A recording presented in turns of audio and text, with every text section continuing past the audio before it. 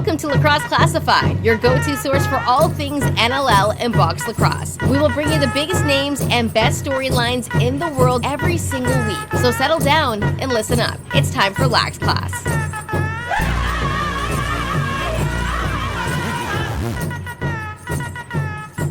What's up, lacrosse fans? We're back.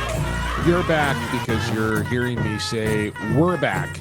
That means the podcast is underway. It's Lacrosse Classified right here on the Lacrosse Culture Daily Podcast Network, and it's Lax Class. What are we at?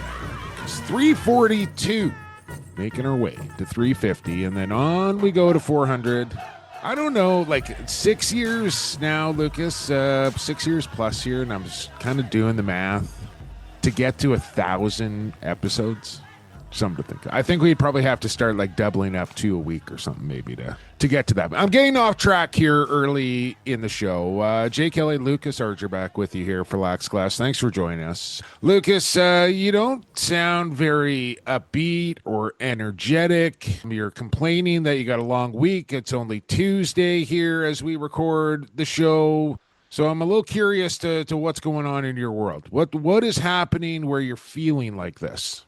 Just a lot of lacrosse refereeing I'm doing. I have a family gathering this coming Saturday, so I've been prepping and planning that with my cousins. And planning what for the family gathering? It is my grandparents' 60th anniversary dinner. All of the cousins and the grandkids, we are putting together a gift. I've been told that we have to coordinate our outfits together so they match, but it's becoming a whole hassle. So there's that. And are we doing this? Are we doing this at the yacht club or the ski club, the golf club? Where are we hosting this big event, this gala that I'm imagining? My aunt and uncle's house. So none of the above. The estate, essentially. Yes. Okay. Yes. So I have that going on, but more importantly for myself, over the last 2 weeks now, it's been a lot of prepping and making sure the suit is all set for my college convocation tomorrow. So I've been getting that ready. College what? Your college what? Convocation. Convocation. I've never heard that word before. What does that mean? It's essentially the same thing as graduation. People just say convocation when you get to college and university. Okay. Well, but that's why. I mean, I did get a little post-secondary education, but I didn't make it to the convocation, I guess. Anyways, it's my graduation tomorrow, so I'm getting Congratulations. Thank you. Thank you very much. My schooling is officially over as of tomorrow. It'll be fun to see all my classmates again and my professors, and then after that, out into the real world. So it'll be a fun ceremony. It'll be inside, so you don't have to worry about rain or anything like that. I just don't know how stupid hot it's going to get in there. That's the only thing that I'm worried about. But other than that, it's going to be a fun day. But no, just a lot on my plate as of late. And June is always a busy month. Lacrosse, social gatherings, other stuff. Welcome to adulthood, pal. Wait till you get a special lady in your life, and then who knows, maybe some children down the road. You think you're busy now here in your 20s? You just wait, Largy. You just wait. Welcome to. So what I'm hearing is that I need to savor it while I can. Oh, you're living your best life right now. Just let me tell you. I'll also tell you what's coming up here on the program. You mentioned smoking hot, man. We've had a little heat snap here on the West Coast. The AC unit's been working OT over the weekend. I don't know, it's cooled down a little bit, but I'm a little nervous for Queen's Park on a Thursday night because I imagine the sauna there is going to be a little toasty up in the headband rule. It doesn't usually come into effect in June. Usually that's a July kind of thing, but I'm going to pack it just in case. It's a cooker up there. And we'll talk about that big game coming up this week here in the Western Lacrosse Association. But Friday, Lucas, I had a chance to do something I've never done before, and that's help set up a disc golf course for a tournament. And it was on a ball golf course. I know that irritates people when I say that, but I don't care. That's what it was, a ball golf course out there in Mission, 18 pastures. Essentially, it's not a very nice golf course, Lucas. Like the tee boxes aren't that great. The greens are a little sketch. The cart paths are bumpy. And so it's not, but for disc golf, this place is amazing. Tournament was going down on Saturday. Had a chance to go out there and play it. on Friday after I set it up. So I kind of got my fix in doing that, which was a lot of fun. And then Friday night went straight to the New West Curling Club and hosted the annual Sam Belly Smoker. Now, if you don't know what a smoker is, Lucas, essentially it's a reverse draw. Everybody buys a ticket. You get a free dinner. You get some drink tickets.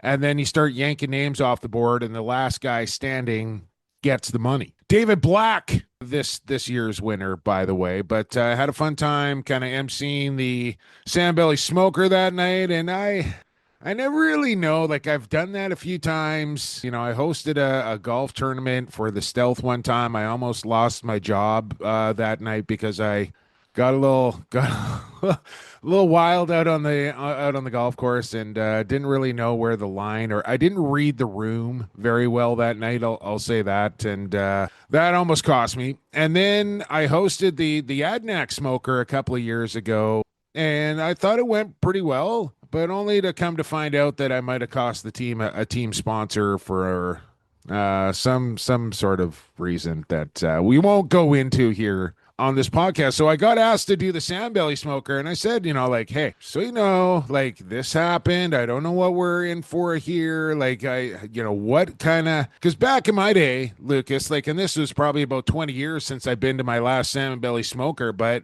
like you could literally smoke inside, and it was men only. Shit got pretty out of hand. Like, it was vulgar, it was offside, and you just kind of rolled with it. It was all jokes. So I brought a little of that flavor to the Smoker on Friday night, and it was a lot of the old-timer guys that were in there. So I don't know if the material kind of came off as probably as well as it should have or would have if it was a younger crowd in there. Anyways, we'll see. I guess the ultimate test will be whether they ask me to do it again next year. That's how I'll know whether it went well or not, I suppose. Rooting for you. Hopefully you do get the call back next year. If not, we will understand why. We will. They haven't told me I'm not. They haven't told me I'm not calling the game yet on Thursday. So I'm hoping. Okay, all right. So that's still a positive. But right now, let's knock on wood. Yeah. Let's knock on wood and make sure that you hopefully get that call back next year. There you go. So Friday was an action-packed day. Saturday didn't do a whole lot because, I wasn't feeling too great Saturday morning when I woke up. So hung around the house and then off to the Palace on Poirier. Just a little bit short on the Frisbee toss this week, Lucas. I actually purchased 6. Like, I doubled down to increase my chances. And the strategy kind of backfired on me a little bit, as like I usually like to wait for a lot of people to go so your Frisbee doesn't get hit by another Frisbee when you're throwing. But a couple of Frisbees landed pretty close and kind of blocked the slide path of my flight. So I couldn't really get at it. Was almost like bocce ball. Like, I couldn't get at so I came up a little bit short in that, and they didn't have the broadcast window completely open either, so I couldn't extend fully out the window to kind of get the right.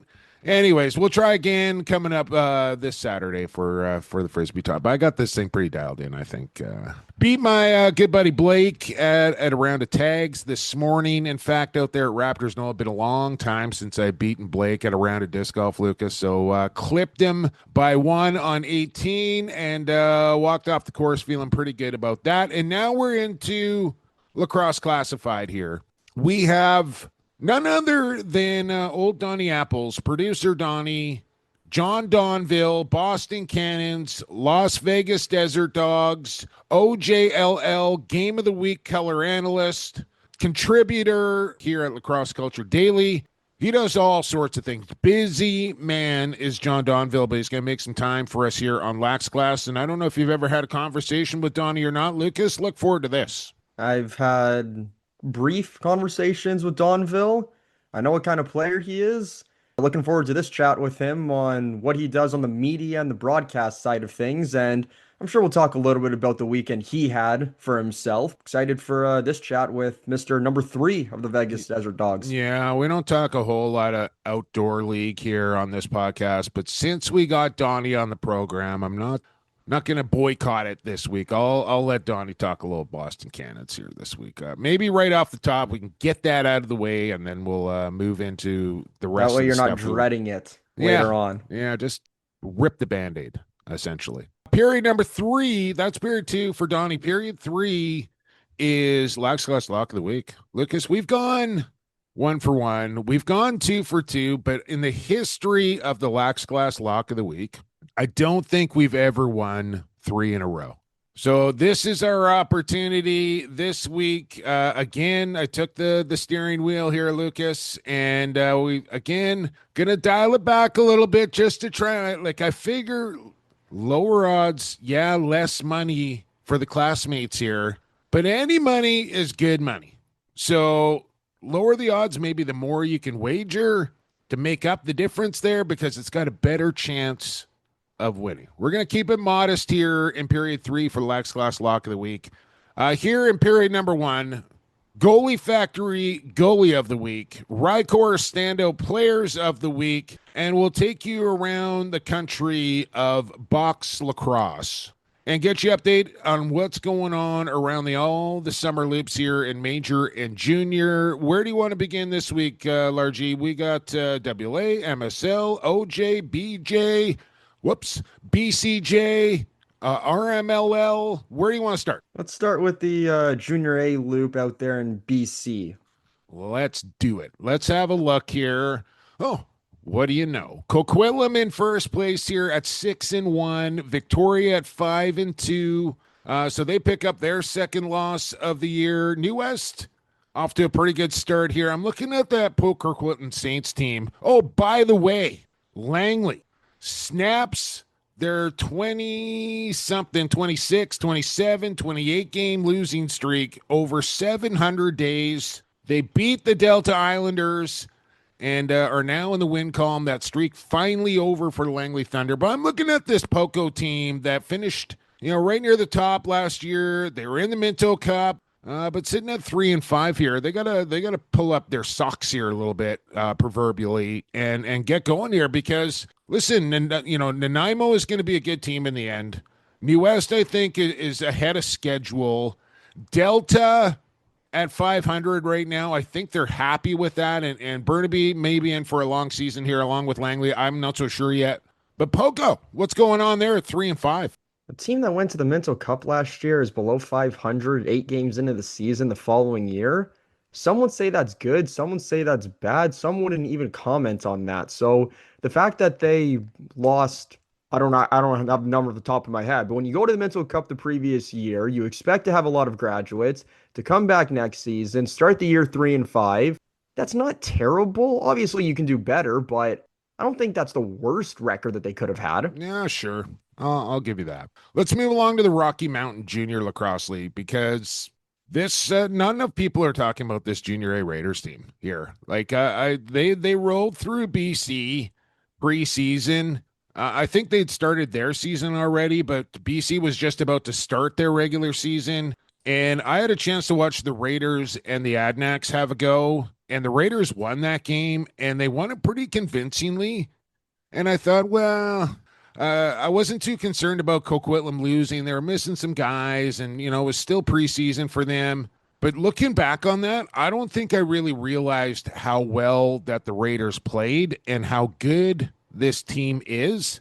I think they're going to be right back in the Minto Cup this August, and I don't think they're going there just to participate. Like, I think this is a team that other teams around the country better start paying attention to because they look really, really good. Since coming back from the pandemic and the 22 Minto Cup, all of the teams that have come out of Alberta, they're just not going for the participation trophy. They want to contend, and they are contending. That Edmonton Miners team in 22 was something else. 23, when Calgary hosted, they put up a good fight. Last year was Raiders. That's what I'm saying. It was Raiders. They were there last year. I don't think they lost a whole bunch of people off that roster. So, they got a year of experience under their belt now. They're all a year older physically, mentally. So look out here for the Raiders Lacrosse Club. I'm just saying. Yeah, they're definitely going to be a team to reckon with. You want to know who else is going to be a team to reckon with if they make it to the Minto? The Six Nations Arrows. What a start they are off to in the OJLL. Yeah, exactly. I forgot to mention, Lucas, we got report cards coming up here too. And that you just mentioning the Six Nations Arrows kind of sparked my memory on that. So look forward to report cards coming up here shortly as well. Orangeville, 8-1 here, along with Six Nations, and I know sometimes it's hard to tell early in seasons, especially in Ontario, with so many guys at school. What teams are? Whitby has still only lost one game as well. They've only played six games, and for St. Catharines here at 5-3, we know this is a team that's in the Minto Cup because they're hosting, and they're not just going to stand pat here. They're going to start looking at those teams near the bottom of the standings and going, okay, like, who can we go get? What do we want to do? What areas do we need to address? And I think they'll move up the table as the season goes along, but they're the Toronto Beaches who are sitting in third right now, and like, I don't think that's a fluke now. They got 5 wins under their belt. They're sitting in third. Whippy's, again, just 1 loss, but only 6 games played. And then the 2 heavyweights who have really kind of dominated Ontario for the last 10, 15 years, I want to say, in the Northmen and the Arrows. If that's the final we can expect, or the 2 teams in the Minto Cup here for this year, I guess only one of those teams has a shot to get in, right? So that's going to be a real interesting race to watch here over the back half of the season. Considering how deep those 2 clubs are in the Arrows and the Northmen, I wouldn't be, if that is the Ontario finals and one of them is getting in, that's going to be sad, because it'd be great to see both of them in the national championship. Whoever does make it, that is the Ontario finals, that game's going 7 series. They hate each other because of the rivalry. B, they are so deep. And C, one of them is just going to want it that much more. The Northmen have been close in recent years. Nations hasn't tasted it since, I believe, 2017. So they'd be looking to get back into it in their home province. So that would definitely be a heavyweight tilt, the home stretch of the playoffs. I don't know. Who do you think is the favorite between those 2? And I don't want to sit here and feel like I'm talking and saying like this is a foregone conclusion that these are going to be the 2 teams that are standing in the end, because I'm not so sure about that. But if you had to lay money down, Lucas, on either Orangeville or Six Nations to be the Ontario representative along with St. Catharines, who are you putting your money down on? I think I'm going to go with the Northmen, not only because they've been close in the past couple of years, but at the end of the day, they have the talent. And Nations is just, I wouldn't say that they're young, but they're not there yet. They need one more year of playing together as a full, coherent, and cohesive group together. And then come next year, once some of the Orangeville graduates go, Nations will then step in and, I wouldn't say run the table, but they'll definitely have a good shot at making it to the Minto next year. But for this year, it's the Hornheads. All right, you heard it here, but you also heard that the Toronto Beaches have absolutely no shot either. So take that for what you will. They don't. All right. They don't. Greggy thinks otherwise. I'm just saying. Oh, trust me, I definitely know what Greggy's thinking. Not only because his team is affiliated with the Toronto Beaches, but there's some other stuff going on there too. Oh yeah, right. oh yeah, no, it's his Ironheads. They're one of the Beaches Junior B affiliate teams. So ride the tide. That's right. I saw him on the Beaches bench a couple of times last year. Did I not?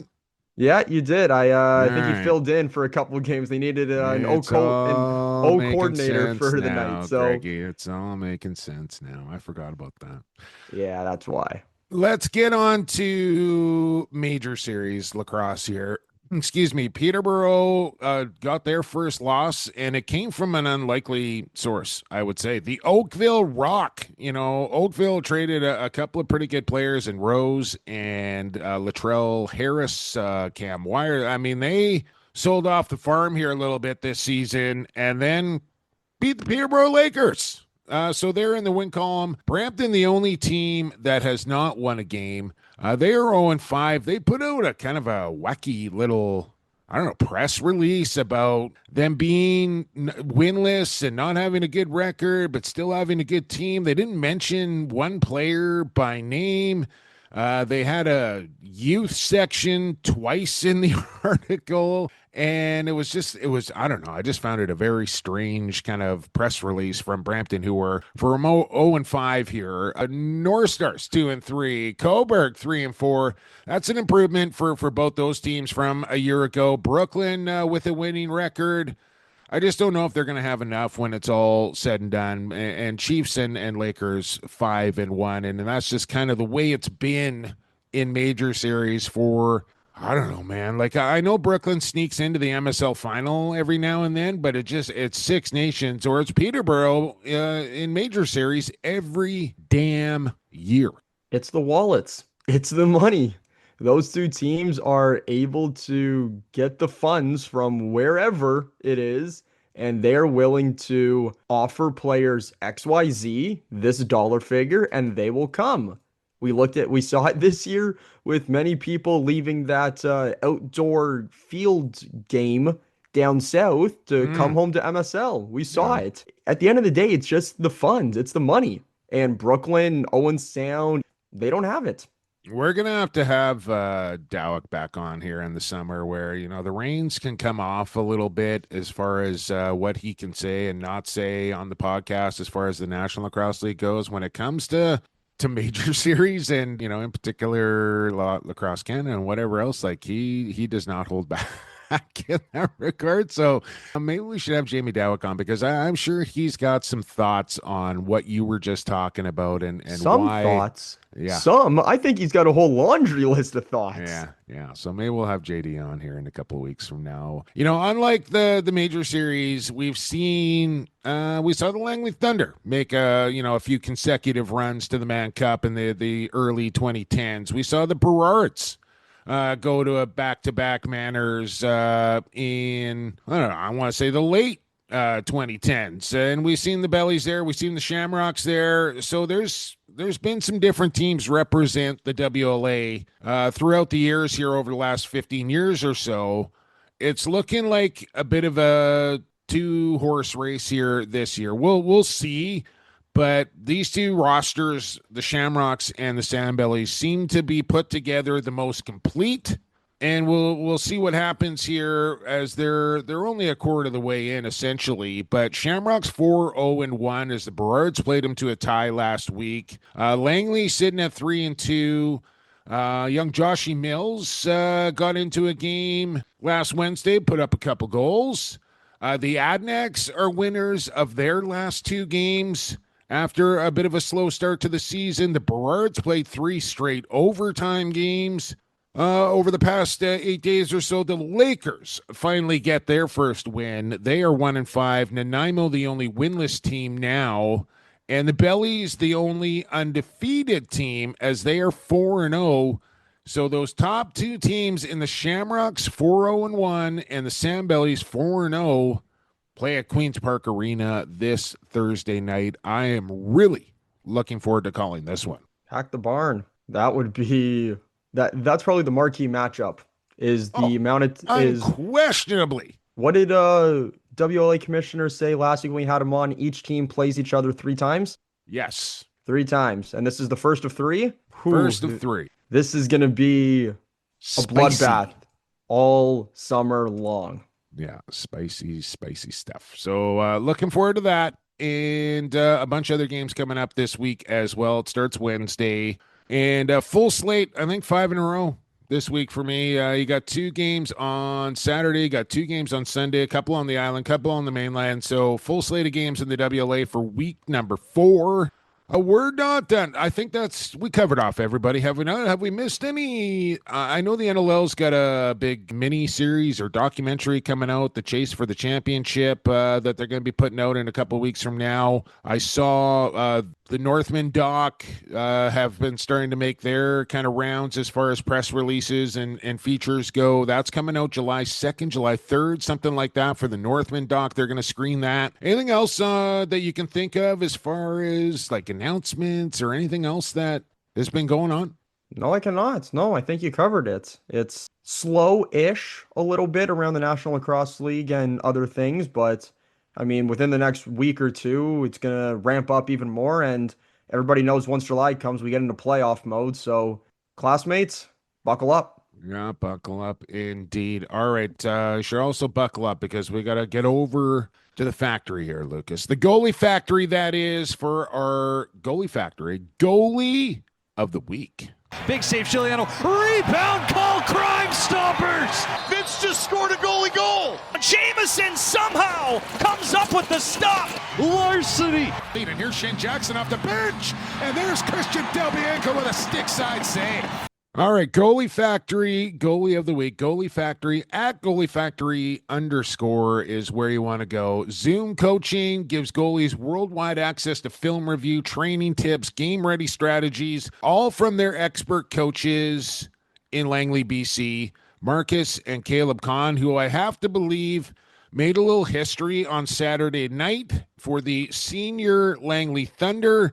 Now, there's a bit of a debate on whether Caleb is still 17 or if he just turned 18. I'm not positive on that. I've seen conflicting reports. What I can tell you is Marcus is 16, and both of them played for the senior Thunder on Saturday night. Both of them saw some game action. Didn't go so well for Langley. They only got 3 goals that night. And like I said, both goalies saw action, but I got to believe first time, 18 and 16 or 17, 16, call what you want. But then to have 2 brothers playing in the same game at that age, and 2 of them, both goalies, and both of them playing in the game, that's got to be WA history, maybe Senior A history right there. Anytime you can etch yourself in the record books is an accomplishment. And if both of them were able to accomplish both of those things in Senior A history and WLA history, this Caleb Kahn, Lucas, he had like a handful of WLA wins,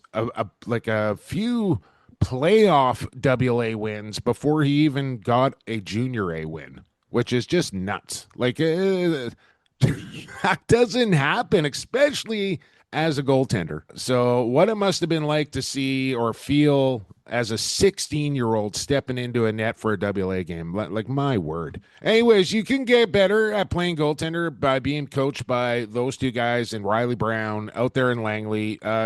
They focus on building strength, agility, positioning. They got it all going at the Goalie Factory. The results speak for themselves. At Goalie Factory _ to hit their link and get signed up.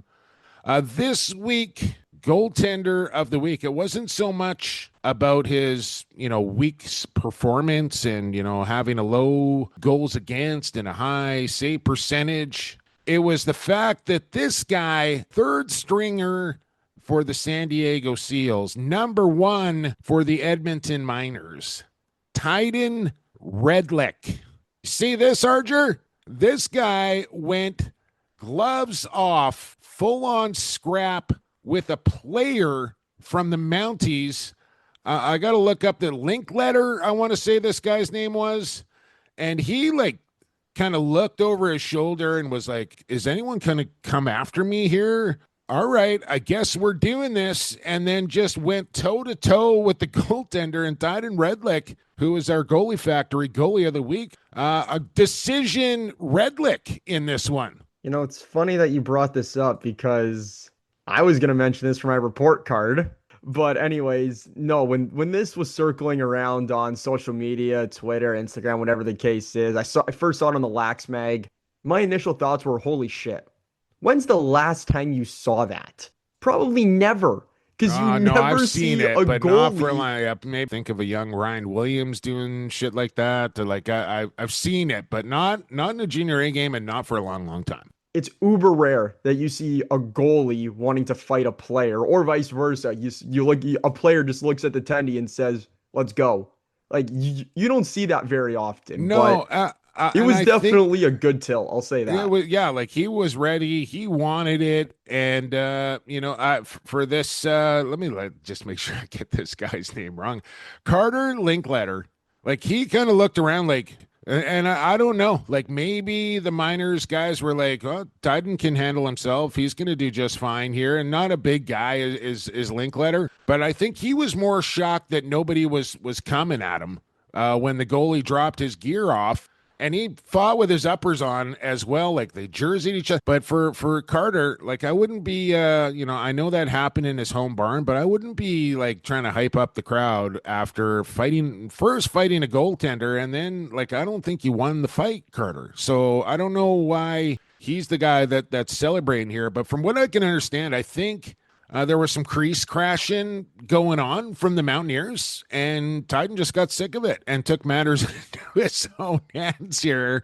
Literally took matters into his own hands. Yeah, I don't know what more I can have to say about that. That was just a crazy clip when I saw it.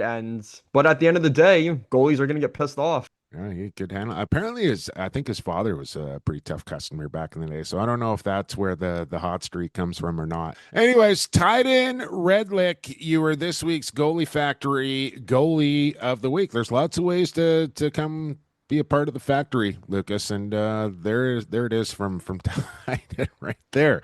Let's go from the factory to the construction site just ahead of Jon Donville coming up. Time for our Rycor Standout Players of the Week. I'm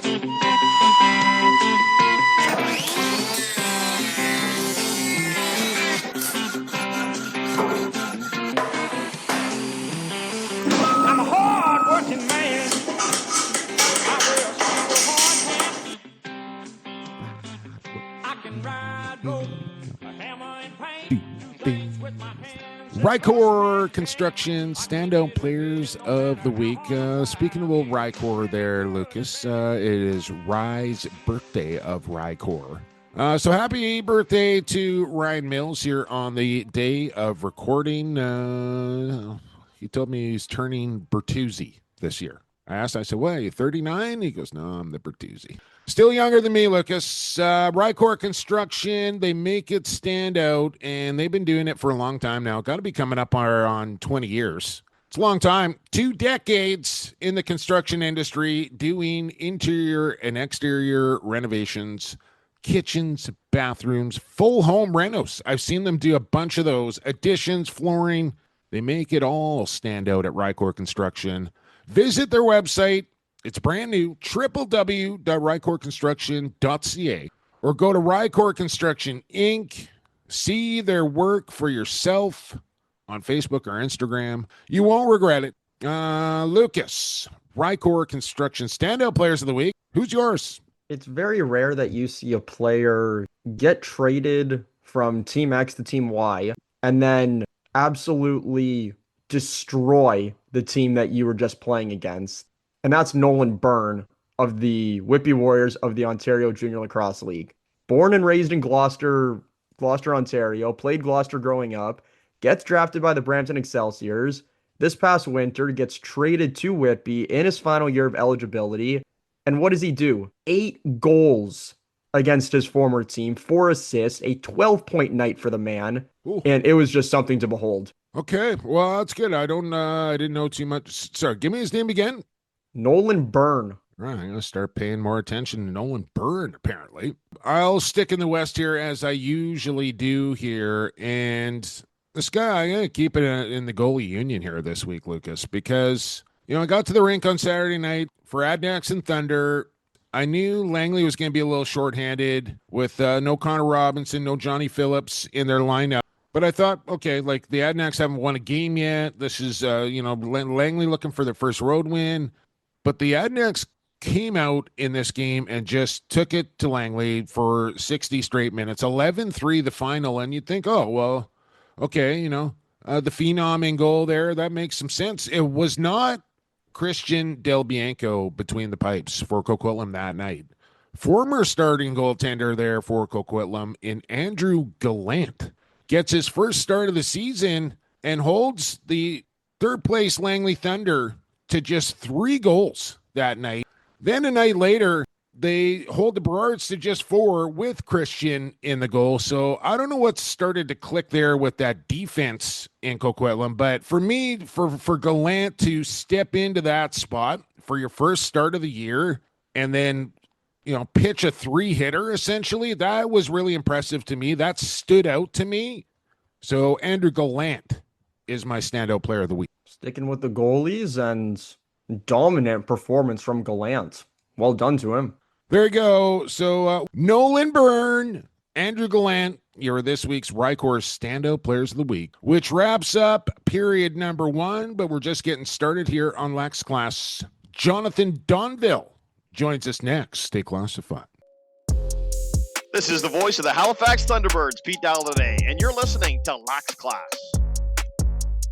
Welcome back to Lax Class. We're into the blow the whistle. It's period number 2 here on episode 342. Jake Elliott, Lucas Arger, soon to be joined by Jon Donville. But first, I got to tell you about Edge Dynamics. Edge Dynamics are passionate about supporting communities and driving growth. They're based out of Alberta, and they partner with nonprofits and small businesses to deliver sharp marketing strategies that make an impact. EdgeDynamics.ca. Sharpen your brand on a global level at Edge Dynamics Digital if you want to get in touch with them through social media as well. I got to get a hold of Ashley. There was a little scuttlebutt about maybe a trip to Calgary over Canada Day, but I haven't heard back from Ashley for a while. So, Ashley, if you're listening to the show, reach out or I'll get a hold of you in the coming days as well. But check out Edge Dynamics at edgedynamics.ca. This guy's pretty dynamic, I will say. He's on the go constantly. He's playing in that outdoor league that we don't like to bring up too much here on the show for the Boston Cannons. He's a member of the Las Vegas Desert Dogs. He's a Minto Cup champion out here in BC. I want to say, what was it, Donny? 2018 you won that? I think that was your first appearance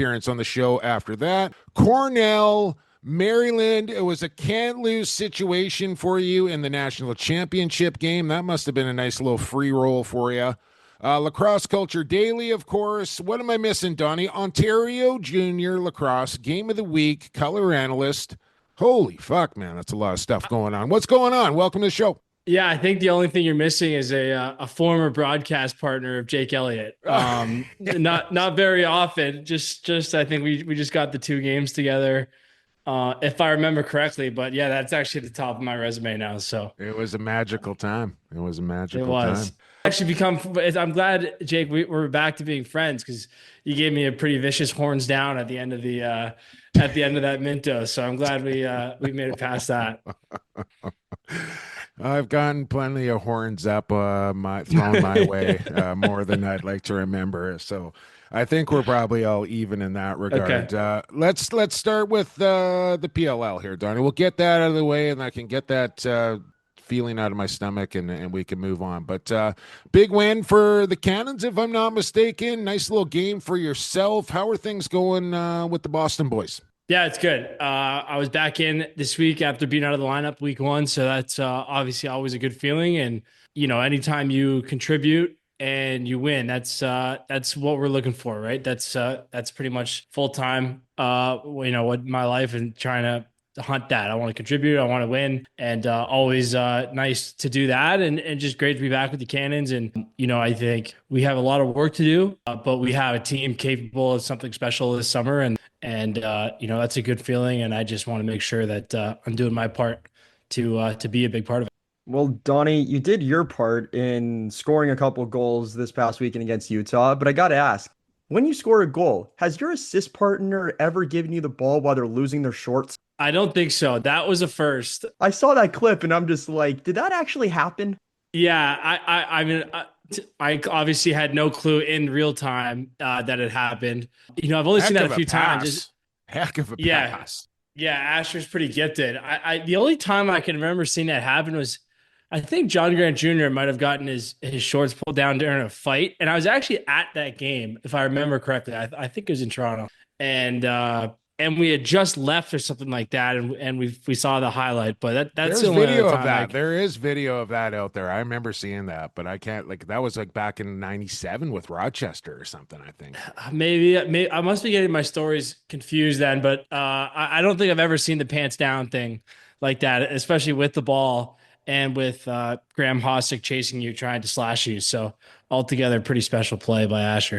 You mentioned, Donny, that you have kind of dedicated your life to the sport of lacrosse in more ways than one. But being around you in Las Vegas, before, after, during games, and seeing the Jon Donville kind of in the broadcast booth, away from the game, to when you walk through the arena doors and the person that you become when you do that. And I've told people, this guy, when you look and think about what a professional lacrosse player looks like and acts like, your name comes to my mind. And you do things that I've seen guys that I don't see other guys do. And that's working out after a game to recover, and you're just very mentally focused, almost to the point where I don't really want to like get in your lane and talk to you, because I know you got the blinders on and you're thinking about the game. So I don't, when did you kind of develop that? Was that maybe a thing that you developed in university that you've carried into your professional career, or where does that drive and that focus to just want to be the very best you can be, and you're going to do everything in your power to try and do that? Yeah, I mean, I think in a general sense that has been since I was a kid. You know, I played this game as long as I can remember. I love playing this game. I love trying to win, and you know, certainly like from my parents, you know, my dad was my primary coach growing up, and it was just very clear, like work as hard as you can and try to help the team win. And you know, I had a long way to go. I have a long way to go. Like I think there's other guys who do it at a way higher level than me, who are better at the fitness stuff and nutrition. There's levels to it.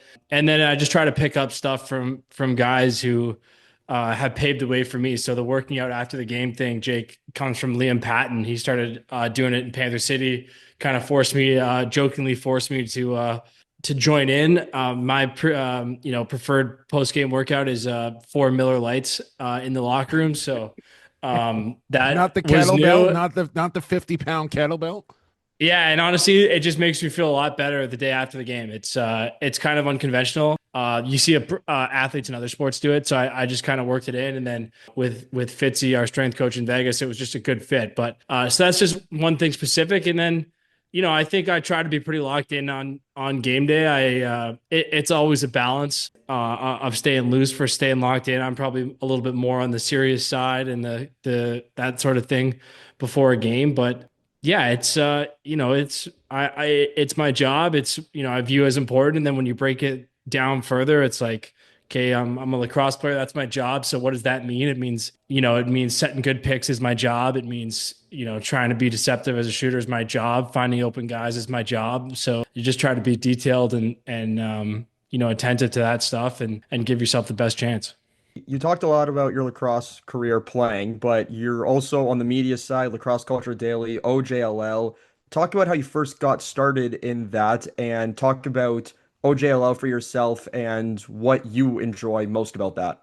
Yeah, so I got started doing media stuff mostly in college. Actually, I started my own radio show in college with a teammate of mine. That was fun. It was just mostly for laughs, and that kind of got me started behind a mic and just getting some reps. For anyone out there who's listening who might be interested, just get behind a mic on doing anything. You just need reps at it. And then that just kind of spiraled. It just kind of kept rolling from there. I went to journalism school at Maryland, which is, you know, the reason I went to Maryland was to go to journalism school. That's where I got connected with Lomi and Paul and joined Back of the Bird. And then, you know, started really going for the broadcasting stuff, kind of around that same time. I just thought it'd be a cool experience.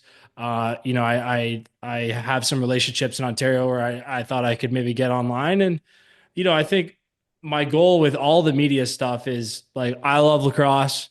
You know, I certainly feel that I've watched more lacrosse than many folks out there. And you know, I want to help teach people about the game in terms of teaching folks about parts of the game they might not be aware of, like summer lacrosse to an American audience, for example. And then, you know, I love X's and O's. I love breaking that stuff down. And that's what I like about the OGLL stuff is there's so many hidden plays and there's so much skill in junior A that it's cool to be able to kind of highlight guys who are doing things at a high level, because, you know, traditionally with basically no TV coverage or like video coverage at all, it really gives, other than just the best point scorers, you never really got to know any of the players in junior A unless you were there in the rink. So I think that's been cool to try to help kind of show guys who are elite players on and off the box score.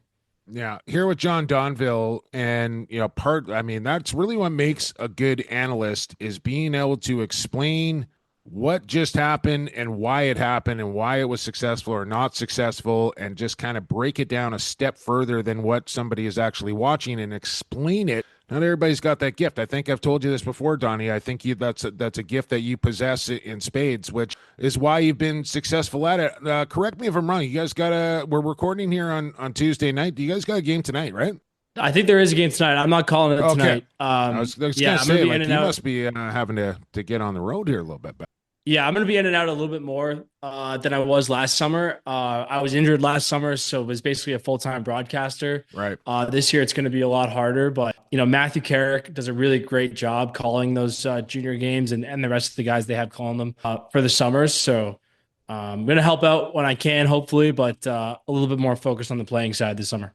Well, I wanted to ask you a couple more things. And I mentioned Maryland and Cornell, and of course they met in the national championship. Where were the allegiances leaning there? What you can be honest with us now that it's over. Who were you actually cheering for in that game? Yeah, it was awkward for sure. Cornell was my dream school.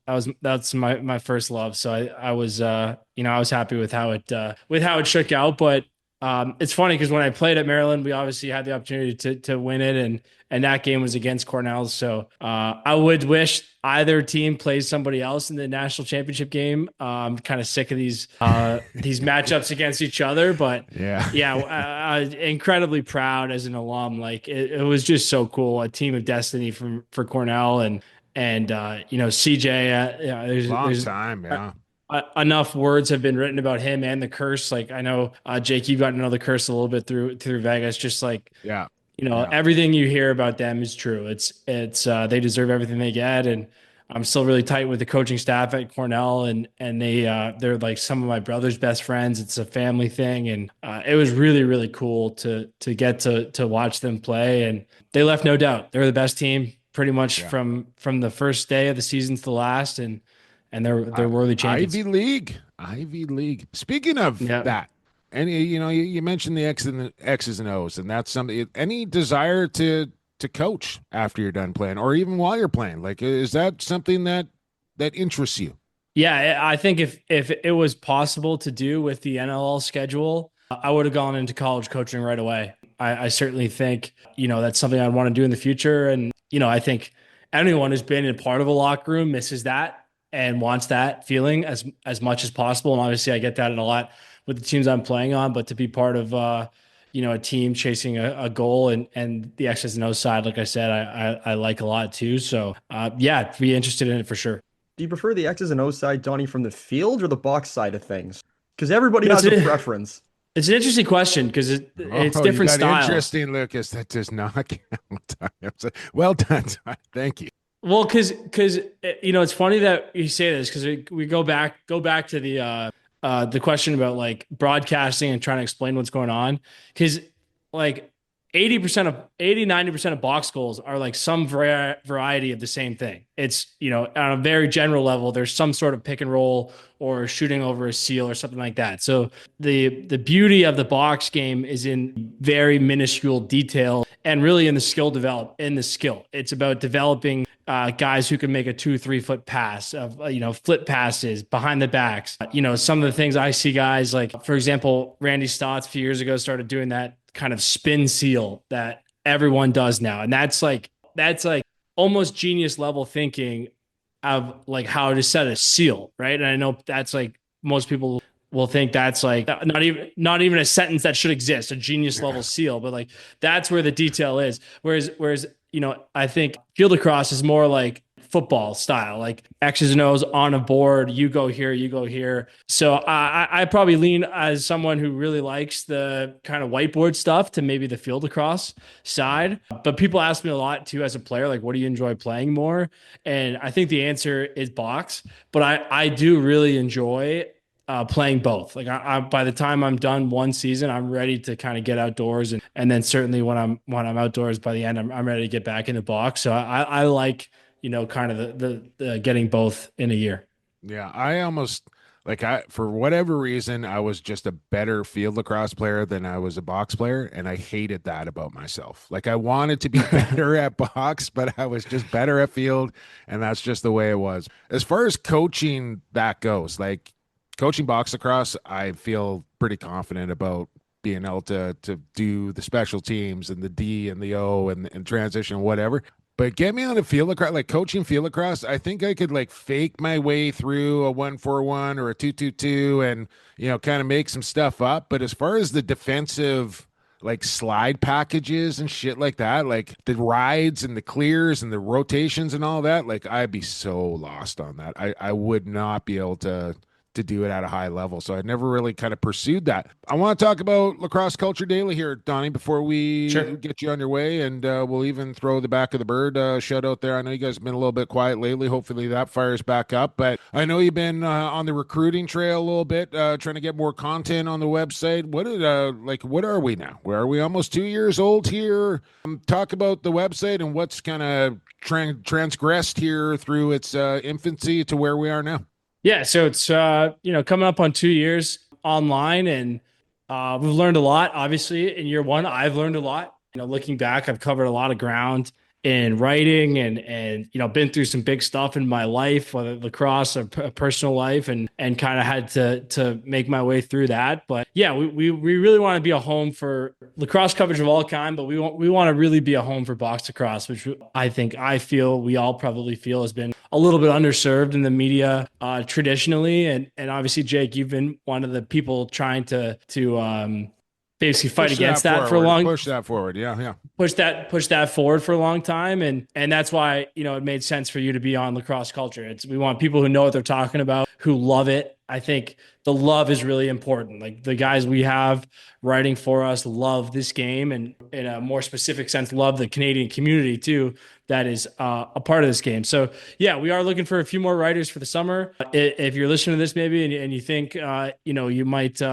you might be interested, reach out to us on Twitter, or reach out to Jake or Lucas or Lacrosse Classified. But, we just want to make sure we are getting as many stories out there as possible to tell the stories of young men and women across the country who are doing this at a high level. Last year, was not playing. I was going to all these games, and I was kind of thinking, like, I believe this is like the best development tool in the world for lacrosse, like on Canadian lacrosse, more specifically like junior A, like guys that come out of that. It's just this like kind of like a factory of talent. I was trying to think why. I was trying to kind of find reasons why, because certainly there's some things that frustrate you at times as well, as we all know. And then I was at Game 7. Mimico, Orangeville, and it was just like, this is why, because we put 4,000 people, or however, not that many, however many people are in Tony Rose. There's more than there should have been, and it was high level lacrosse, just high level. And it was the passion. That's like what separates it, is how much people care, how much it means to you. I think that's kind of what we're going for in lacrosse culture too. We want people who are like passionate about this stuff, and I certainly feel that way. I know you two would do as well. So we just want to kind of keep doing what we can to push the game forward and push the media coverage forward. John, I got one last question for you here. We already know St. Catharines is going to the Minto. Which other Ontario team will be joining them? I was going to put you on the spot, Donny. Here we go. I haven't seen a ton in person. I've seen Whitby in person. They looked really good. Orangeville seems to be good again. Six Nations is having a bounce back season. It's great to see that organization back. Towards the top of the standings after what's been a few lean years. I'll say Whitby. They're pretty impressive in person. I thought they looked pretty good. Again, haven't got a chance to see a ton of other teams. And Beaches, the Beaches, Donny. What about the Beaches? I was just gonna say one sleeper I think is Beaches. I think they have the best player in the country. They probably have the best goalie in the country. If you've been around the sport, you know that especially the second one of those, best goalie, means an awful lot. They got Kalen Mander, who's played in the NLL for 2 years already. They feel like a team who's good, and maybe with like a move or two at the deadline could get really good, who could make a big leap, because if they were to add another piece on offense, that would even further unlock Willem, who's already the best player. Yeah, I think they play tonight in Orangeville, I believe. So that'll be a kind of a litmus test. But yeah, Whippy's good. Beaches in Peterborough. Beaches in the Lakers tonight. Peterborough. Okay, there you go. So that'll kind of be a litmus test. But there's a lot of good teams out there. And I feel like the game in the junior A level is in a pretty good place right now. And it's going to be fun to watch. It's going to be a banger of a Minto this year too, with two Ontario teams in there. Donny, like we've gone, I don't know, almost close to half an hour here. I haven't even asked you about our beloved Las Vegas Desert Dogs here. I know we're in the off season, but I should probably mention this as there's a notification on my phone as I forgot to silence it. But I know it wasn't the year everybody was looking for, but I thought some positive signs down the stretch. And as we know in the NLL, a piece here, a piece there, a free agent here, a free agent there. Things can change pretty quickly. And, I imagine you're looking forward to another year in the black and white down there in Sin City. Yeah, I am. It wasn't the year we had hoped for. I think we all have to understand that that's unacceptable to have another year like that. And we got to get better on an individual level. And that's kind of what I'm focused on is like, I got to be better than I was last year. And I was proud of the way I battled back after it was a pretty tough start for me, but ultimately it wasn't enough, to help us get more wins. And that's what we're focusing on. But yeah, there's lots of signs for the future. I think Adam Patras is one of the better rookies I've ever seen in terms of impacting the game in multiple ways. And Jackson Webster is a great young rookie. We got a lot of solid vets. And yeah, I'm just starting my seventh season of pro lacrosse because I played 3 NLL years and this will be my 4th PLL year. I've been cut. I've had my team fold. I've been signed to a new team. I've been drafted to a new expansion team. I've missed a whole year because of injuries. So, one thing I've learned is that in pro lacrosse, your luck turns around pretty fast and often when, you don't expect it. So, it was a tough year for us last year, but I think if we can improve, especially individually and take those next steps and everyone has to come back, with a hunger to improve and a chip on our shoulder, I think we can get this thing turned around. We could keep going here, my man, but I appreciate your time as always. Thanks for everything you do over there at the Cult. You and Dan are crushing the show, Back of the Bird, all of it going on over there. I appreciate you and letting us be a part of that. And we'll look forward to the next Cannons game. We'll look forward to the next Good Eat, Don't Rub It on the OJ broadcast. Yeah. And we'll talk soon, I'm sure. Thanks for doing this. All right. Thanks, boys. Thanks for having me. There you go. There he is, number 3, Jon Donville, and you can understand why this guy's successful at what he does, Lucas. After that conversation, he works hard at his craft, whether he's on the field, on the floor, in the booth, behind the screen. He's always working. Is Jon Donville, and that's why he's one of the best.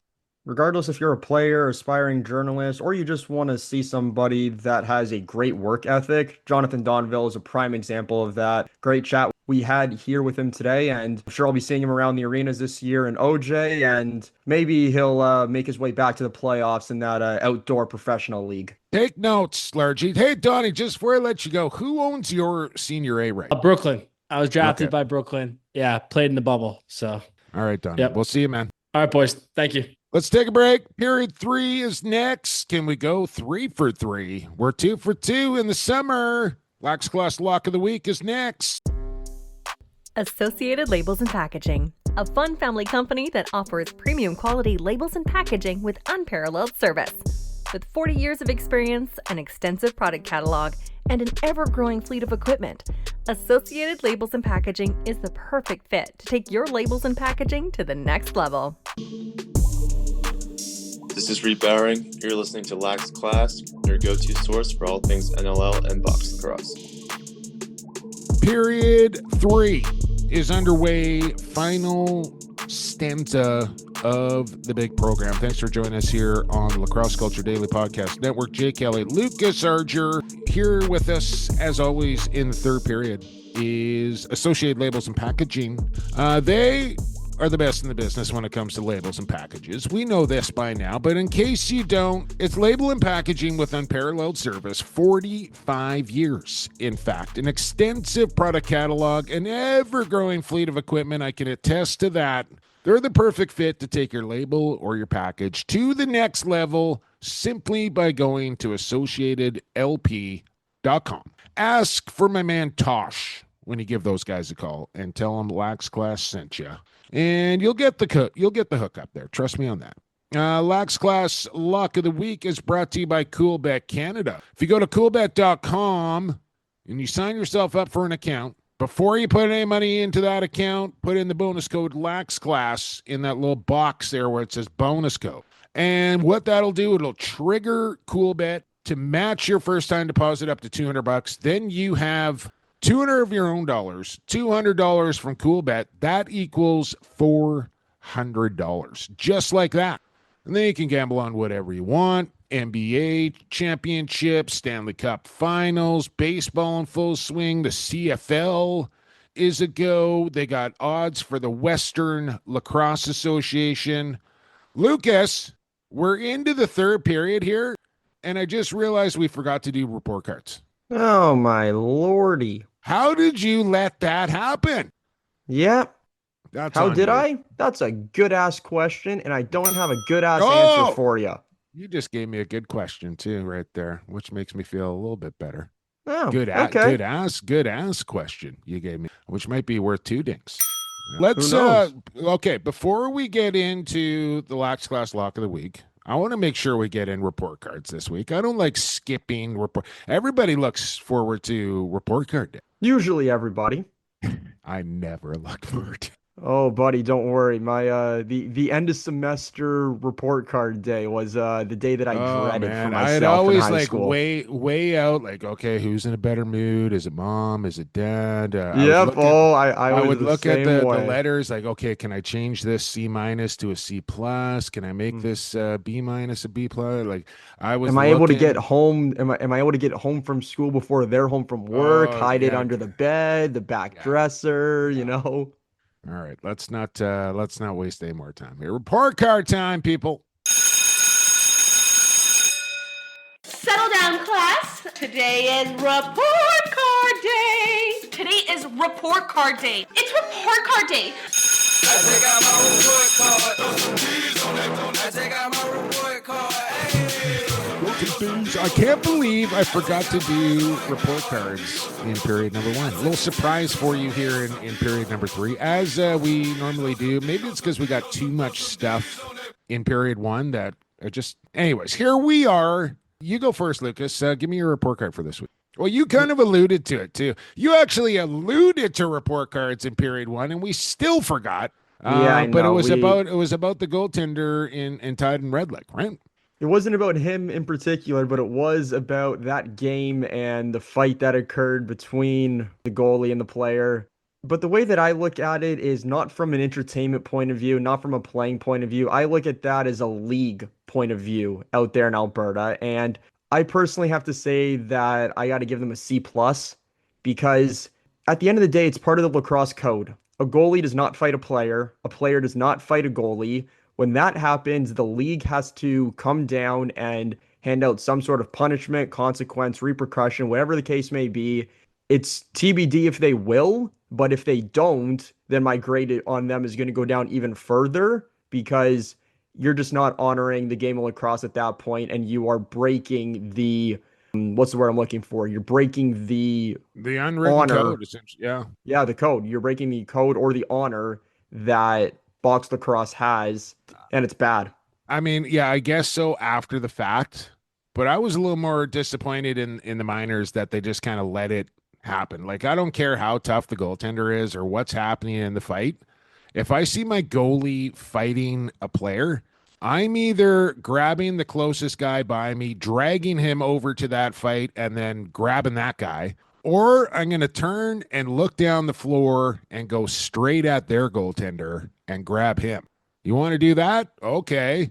I'm going to scrap your goaltender now and just don't give him a chance. Like, that would be my mindset as a player. So I don't know, like, what the interpersonal workings are of that minors team, where they just knew Tyden was okay and that was something he wanted to do and they just wanted to let it happen. But I don't know. I think that's more on the team than it is the league. We'll see what the league does. Speaking of leagues, we have a situation this summer that is going to cause some real issues. We have the U20 World Field Lacrosse Championships going on in, I want to say, South Korea. We have the Founders Cup Junior B Championship going on in Calgary. And we have the Minto Cup going on in St. Catharines, Ontario. All at the same time. Both, for people that may not quite understand this, junior lacrosse is what, 17 to 21? Under 20. So it's not going to affect the 21-year-olds, the guys in their final year of junior lacrosse. But the fact that the World U20 Field Lacrosse Championships are at the same time, and it might not affect Founders Cup all that much. Mind you, guys like Trey Deer are playing Junior B this year. Surely he is good enough to play on the U20 Haudenosaunee national team, since I don't even know if he can, since he's played on the senior, or is he 21 this year? I don't know. He is 21 this year. He is eligible still for Team Haudenosaunee, and he's also signed to a junior A card, Jake. So he's eligible for all 3 championships. For a guy like Liam Matthews, who I've been told is just not going to South Korea, would rather stay with his Northmen and try and win a Minto Cup and do that instead. But there is going to be some tough decisions for the 4 junior A teams that are in the Minto Cup, that have guys that are 20 and under on that team that are good enough to make Team Canada.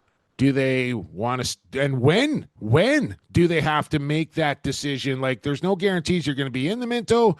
I don't know when the U20s need to finalize and announce their roster. Like, it's already been determined. Okay, so I don't think this is going to affect Founders too much. There's not going to be too many guys that are doing that are going to make Team Canada. And it's not just Team Canada, like Team Haudenosaunee, maybe even a couple of the Team USA guys are going to have to make the you're telling me they've already made the decision on who's going and who's not. Yeah, so I'll piggyback off you a little bit, Jake. This past weekend here in Oshawa was the final tryout for the men's U20 Team Canada team.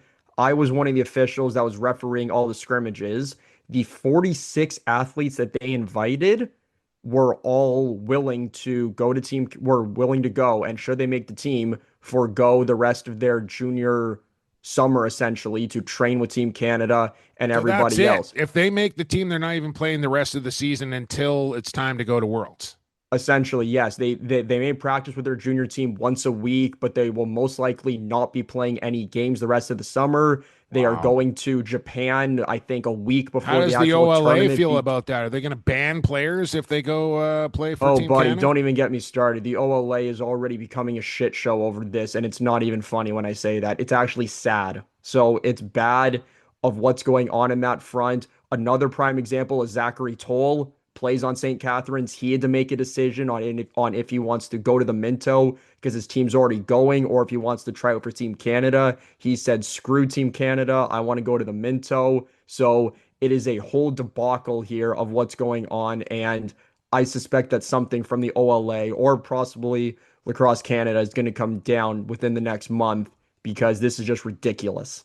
Yeah, like what about a guy like Ty Banks? I don't know if Ty Banks is on that roster or not. If he's not, he probably should be. But there's he's the guy too old. So again, hey, Banks and Willem Firth, they were too old for the cutoff date. So Firth wins a national championship, will not be eligible to represent the other red and white that is home to him. Yeah, so I don't know. Like, obviously, World Lacrosse has to worry about 15 other nations, there are 20 other nations that are going to be competing at this tournament. They're not worried about Canadian junior box players winning a Minto Cup. It's just not even on their radar. I don't know what the deal is as far as, Founders and Minto usually overlap just a touch, but I think they're almost essentially going on at the same exact time this year, which is not an ideal situation. I feel like the Minto is a week earlier than it normally is. So I don't know what all that is about, but it's lacrossing itself once again right up the hoop. This is just another example of a sport that is trying to grow. They want to become as global as they can. They are back in the Olympics in 3 years from now, but they're just getting in their own way. Somebody just needs to put their foot down and say, we can't fucking have this. Because that's the only way that this is going to get resolved. You can't be having the men's U20 World Championships and the tournament that every Canadian box player wants to win going on at the same time. Dreams of going to and even winning it going on at the same time. People have said for years, what is the hardest championship to win in lacrosse? It's not the NLL. It's not a World Lacrosse Championship. It's not anything field related. It's the Minto Cup. Real tough situation.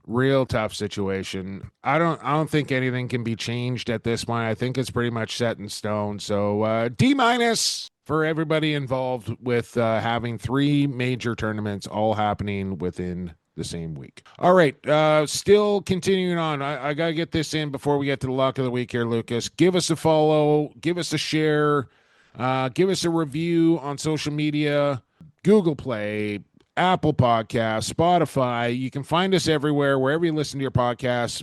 Find us on social media as well, Lacrosse Classified. Do all that. Well, we'd really, really, really appreciate it. Again, still the algorithm on the X account is... I need follows, man. I need follows so I can start to expand the web. Lax Class needs follows. Everybody hear that loud and clear. Lax Class Podcast on X. All right, now all the housekeeping is out of the way. Let's get into it. Lacrosse Classified, Lax Class Lock of the Week. Lock of the week. Hey, let's lock and load it! Yeah! I am going to be a very rich dude. Ooh, it's a big lock, all right. Here comes the money. Here we go. Money talk. Here comes the money. Lax Class Lock of the Week. We already mentioned it's brought to you by CoolBet. So we don't need to do that again, Lucas, but we do need to let you know that we're 2 for 2. We did the same game parlay, if you'll recall. It was Berard's plus 3.5. It was under 19.5, and it was Claridge for 4 points. The game finished in a 7-7 tie, and I was like, ooh, we need Claridge 4 points, 7-7 tie. I knew they covered, right? They covered the 3.5. I knew it was an under. I was doing the smoker, and then I looked at the box score. 6 points for Claridge out of 7 goals, and boom goes the dynamite. So that one, I think, was only a plus 375, I want to say, but a win is a win. And we're going for 3 in a row here and we're going to do a same game parlay again. Not doing the Wednesday night, that's tonight. We're going to the Thursday game, the big marquee matchup here, Lukey, and Sam Bellies versus Shamrocks. Bellies are actually a slight favorite in this game. If you looked at the futures on CoolBet, proud sponsor of the Western Lacrosse Association, by the way, the official sports book of the WLF. For the longest time, the Shamrocks were the favorite to win the West, and they still might be. They don't have that up right now, but coming into this game, the Bellies are actually the slight favorite on the money line. So we're going to take New West at home. I think if this game's in Victoria, I take Victoria, but they're at home at Queen's Park, so we're taking the Bellies. We're taking the Bellies and the Shamrocks to go over 17.5. I dropped this number down. I think we're going to see some goals. Be interested to see if they start Dunkerley in this marquee matchup. I believe it's his turn as far as the rotation goes. So this will really tell me something here about Victoria and how they feel about this game, whether they start O'Riglier, because I just think O'Rig's a better goaltender than Dunkerley. No disrespect to Cam whatsoever. I just think O'Rig's a better goalie. And this is a big game. So do they start? Either way, I think we see some goals in this game. The talent is too much for this to be under 18. And then Tyler Pace, who is on an absolute heater to start the WLA season for his new team. Just let me have a look here. He is third in the WLA in scoring through 4 games. He has 23 points. And if you average that out, that's what? Like 5.12 points per game. So guess what we're doing? We're taking Tyler Pace to get 5 points in this game. And that's the parlay. So Bellies to win over 17.5 and Pace 5 or more points gets you a plus 350. Again, I said it's modest. And a cool bet return of $90 for you betting classmates that want to get down on the Lax Class Lock of the Week. 3 in a row. Here we go. You picked the over this week. I'm happy with this parlay. I was a little worried the past couple weeks with the unders, but I kept trusting you. I kept riding with Jumbo. You're going with the over. Pace for 5 points. I'm truly liking that. And yeah, this all summer, these 3 marquee matchups, this is gonna be fun to watch. So with the Salmon Bellies hosting matchup number 1, it'll be a fun time. tune in to this one. I want to say 7 o'clock start with the Island team in town in New Westminster, WLAlacrosse.com. Proud sponsors here on the podcast as well. Or you can go directly to playfullscreen.com and they'll have all the list of the games there, pay per view. And if you're paying to view anything on a Thursday night, this is what you want to be paying to view. I got to turn my phone off here, Lucas. Well, I got to turn this podcast off as well. I think that's enough for today. We'll be back next week for episode 343, and we'll probably talk to somebody from the winner of that Bellies Shamrocks game. We'll kick it back to the West Coast here. Sorry, Chugger. We'll keep it West Coast style next week. We went East this week. And whatever else we can jam in. Our Lax Class Report Cards, our Rycor standout players, our Goalie Factory Goalie of the Week, another Lax Class Lock. Will it be for 4 in a row? We'll find it all out coming here in the coming days. But until then, enjoy the games, everybody. Lots to choose from here this coming week. And thanks for listening. Thank you to our sponsors, too. I can't forget that, Lucas. I feel forgetful for today for some reason. Associated Labels and Packaging, Rycor Construction, Edge Dynamics, Goalie Factory, Cool Bet. I'll even give Mohawk a shout out here once again, as I believe they've gotten the wooden stick off in the mail. I hope they do. I got to follow up on this. But Brock Freeman, expect a brand new Woody in the mail coming soon from the folks at Mohawk Lacrosse. That's going to do it for Lax Class 342. For Lucas Archer, I've been Jay Kelly, and for the fastest game on 2 feet, and for the creator, stay safe, stay healthy, stay classified.